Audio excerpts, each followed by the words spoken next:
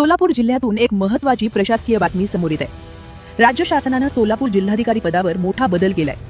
सध्याचे जिल्हाधिकारी कुमार आशीर्वाद यांची नागपूर येथे जिल्हाधिकारी म्हणून बदली करण्यात आली आहे, तर त्यांच्या जागी कोल्हापूर जिल्हा परिषदेचे मुख्य कार्यकारी अधिकारी कार्तिकेयन एस यांची सोलापूरच्या नव्या जिल्हाधिकारीपदी नियुक्ती करण्यात आली आहे। या संदर्भातील आदेश सामान्य प्रशासन विभागाकडून जारी करण्यात आले आहेत। कुमार आशीर्वाद यांनी जवळपास 3.5 वर्ष सोलापूर जिल्ह्याचा कारभार सांभाळला। त्यांच्या कार्यकाळात आषाढी वारीचे यशस्वी नियोजन, सोलापूर विमानतळाचा प्रश्न मार्गी लावणं तसेच आयटी पार्क सारख्या महत्त्वाच्या प्रकल्पांना गती देण्यात आली। दरम्यान नव्यानं नियुक्त झालेले कार्तिकेयन एस हे सन 2020 बॅचचे IAS अधिकारी आहेत।